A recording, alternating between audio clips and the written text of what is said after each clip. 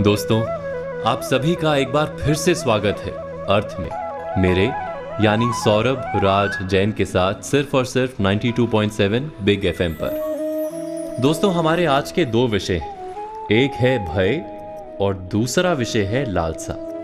जीवन में भय किसने नहीं देखा? मृत्यु का भय, अपनों के चले जाने का भय, असफलता का भय, हिंसा का भय। हम जानते हैं कि इस भय या डर के कारण हमारी मति मारी जाती है, बुद्धि चकरा जाती है, हम उचित निर्णय नहीं कर पाते और अंत में जिस बात का डर होता है हम स्वयं उसे सच कर देते हैं। हम जीवन भर भय या डर से लड़ते रहते हैं, किंतु भय से छूटने का कोई उपाय नहीं मिलता। किंतु क्या हमने डर के विषय में विचार किया है? डर वास्तव में क्या है? जिस बात का हमें डर होता है, क्या वास्तव में वही डर का कारण होता है, या डर हमारे मन का भाव मात्र है जिसका वास्तविकता के साथ कोई संबंध नहीं? विचार करेंगे एक छोटे से ब्रेक के बाद। तब तक सुनिए ये 3 गाने। मैं सौरभ राज जैन लौटूंगा लेकर अर्थ, सिर्फ 92.7 बिग एफएम पर। दोस्तों, आप सभी का स्वागत है 92.7 बिग एफएम पर। मेरे यानी सौरभ राज जैन के साथ आप सुन रहे हैं अर्थ, और हम विचार कर रहे थे डर के विषय पर। डर सदा ही भविष्य से लगता है, भविष्य में कुछ अनुचित या अघटित ना हो जाए, जीवन का स्वरूप कहीं बिगड़ ना जाए, यही होता है ना डर। और भविष्य तो सदा ही अनजान रहता है, इसलिए हम कभी वास्तव में डर से छूट ही नहीं पाते, कभी निर्भय हो ही नहीं पाते। भय हमारे अज्ञान का परिणाम है, क्या ये सच नहीं? गहराई से विचार करने पर हम तुरंत ही जान पाएंगे कि हम जिस अघटित या अनुचित की चिंता में रहते हैं वैसा हमेशा तो होता ही नहीं। भविष्य का क्रम तो हमारे डर से अनजान अपने मार्ग पर चलता रहता है। भय के कारण भविष्य नहीं बदलता, केवल हमारा मन रोग से भर जाता है। किंतु हमारा मन यदि स्वस्थ रहे, हृदय यदि स्थिर रह पाए, तो हम संकट को पराजित कर सकते हैं और जीने का सुख प्राप्त कर सकते हैं। भयभीत मन सुख मिलने पर भी भोग नहीं सकता। जिस क्षण हमें ज्ञान हो जाता है कि भविष्य पर हमारा अंकुश नहीं, किंतु अपने मन पर अवश्य अंकुश है, उसी क्षण हम भय को पराजित करके निर्भय बन सकते हैं। केवल इतना ही ज्ञान आवश्यक है कि भय किसी परिस्थिति का नाम नहीं, हमारी मनस्थिति का नाम है।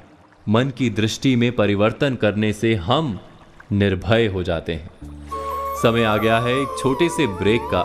इसके बाद हम बात करेंगे लालसा पर। आप कहीं मत जाइएगा और सुनते रहिएगा अर्थ, मेरे यानी सौरभ राज जैन के साथ सिर्फ 92.7 बिग एफएम पर।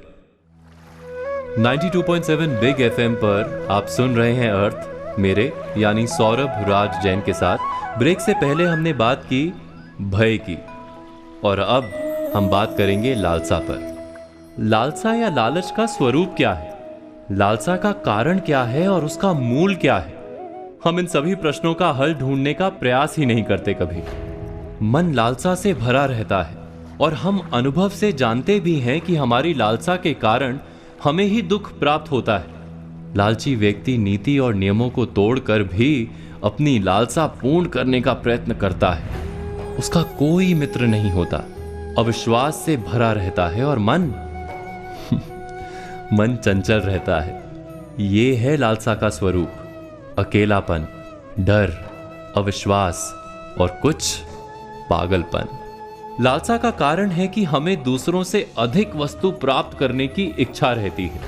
संपत्ति हो, सत्ता हो, प्रतिष्ठा हो, वासना हो या रूप श्रृंगार हो, अधिक से अधिक की दौड़ रहती है मन में।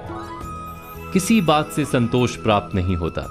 लालसा शीघ्र ही हिंसा का रूप ले लेती है और हम दूसरों को नुकसान पहुंचाकर भी अधिक प्राप्त करने का प्रयत्न करते रहते हैं। पर इस अंधी दौड़ का मूल कहां है, इस पर बात करेंगे एक छोटे से ब्रेक के बाद। तब तक आप सुनिए कुछ मधुर गाने। मैं सौरभ राज जैन फिर लौटूंगा 92.7 बिग एफएम पर आपके इस कार्यक्रम में जिसका नाम है अर्थ। 92.7 बिग एफएम पर आप सभी का फिर से स्वागत है और हम बात कर रहे थे लालसा पर। क्या कारण है कि हमें सदा ही दूसरों से अधिक प्राप्त करने की इच्छा रहती है? गाड़ी या मकान पाने की इच्छा तो स्वाभाविक है, सुविधा किसे प्रिय नहीं, पर लालची व्यक्ति सदा ही दूसरों से बड़ी या दूसरों से अधिक गाड़ियां प्राप्त करना चाहता है।